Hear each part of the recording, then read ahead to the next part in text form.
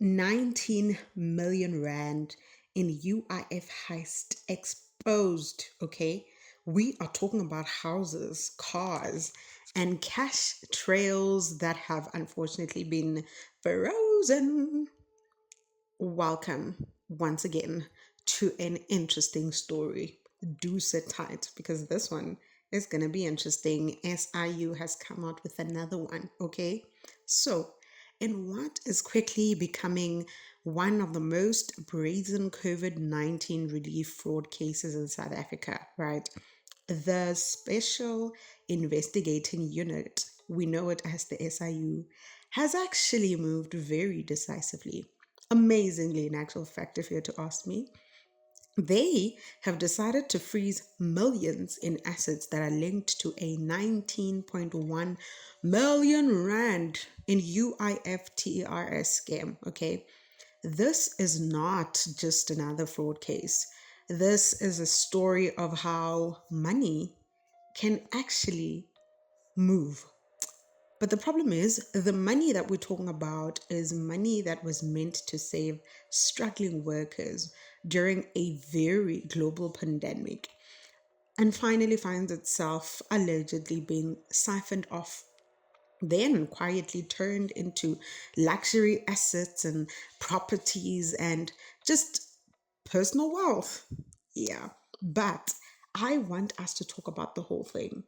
This is the scheme, and this is how the system was allegedly manipulated. Okay, so at the center of the investigation of the SIU is a company that is called or named, that I'm very happy they told us is called Nakomang Trading Enterprise CC, right? And it so happens that according to investigators, between 2020 and 2023, this particular company, Unakomang, allegedly submitted fraudulent claims to the Unemployment Insurance Fund, my people. What? The claims are not weird, but the claims from this company are said to have been them claiming funds under the Temporary Employer Employee Relief Scheme, the TERS, right? And they also listed individuals as employees who, in actual fact, later confirmed that they actually never worked there. They don't even know that company. They didn't even know they're employees of that company. Like, how did this even happen? So this then meant that money that was intended for real workers in a very high stakes crisis may have actually been claimed using ghost employees. Yep, people have no remorse, okay? And instead of reaching those in need, sadly, the funds were allegedly redirected into personal bank accounts. Now, it even gets worse, but I'm so happy that the SIU do a very good job. They follow the money, okay? So we'll talk about from the relief of funds to the real estate. So the SIU investigation apparently uncovered a pattern that raised serious red flags. This was about funds that were allegedly flowed from the UIF payout into something called a private account of directors and associates. Yet, then after there were property purchases, there were vehicle acquisitions, and apparently some were reportedly paid in cash. Imagine 2 million cash a car. Hey, one of the key individuals, his name is Nicholas Manuel, is actually alleged to have bought himself a beautiful vehicle. Well, not one vehicle, vehicles in cash, actually shortly after the UIF payouts. He is also said to have kept a portion of the funds as commission, according to how he says and explains the money, right? Thirdly, we then have been introduced to another beneficiary. Her name is Kanye Angel Nokukanya, and she reportedly received over 569,000 rand, which was later used to acquire property.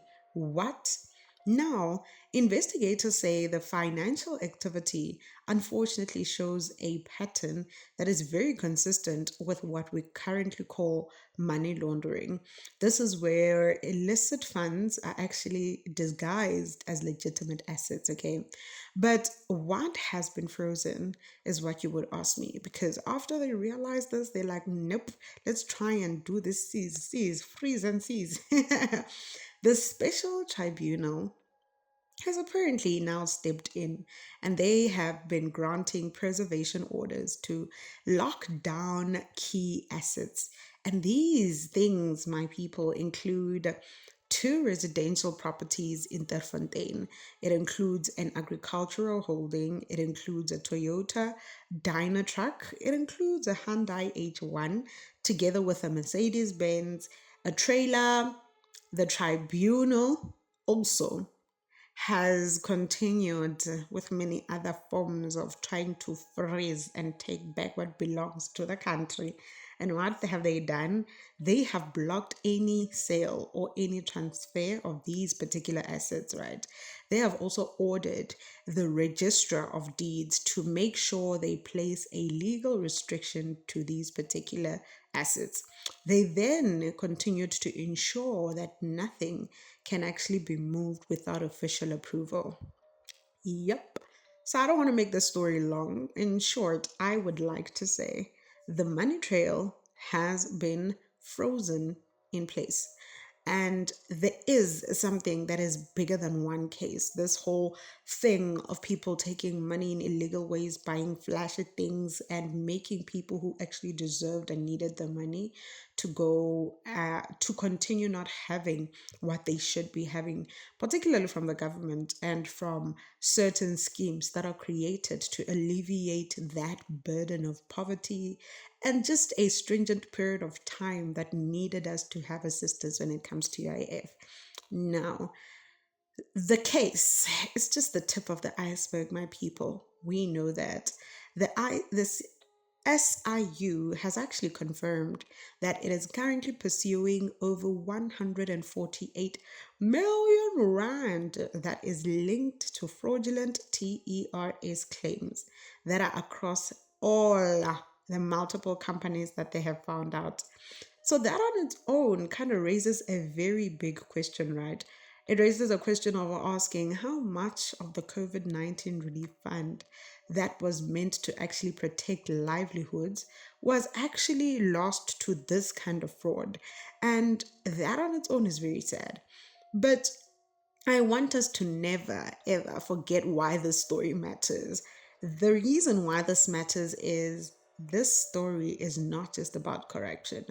It is about workers who may have never necessarily received the relief that they needed, and it also is about a system that unfortunately has clearly been designed to kind of help during a crisis that is being exploited.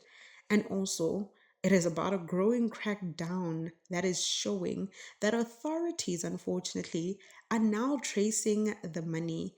Well, unfortunately for the criminals, unfortunate for us. And yes, apparently, this is done asset by asset. But the takeaway today is the message that SIU is trying to to portray, and the message truly is clear.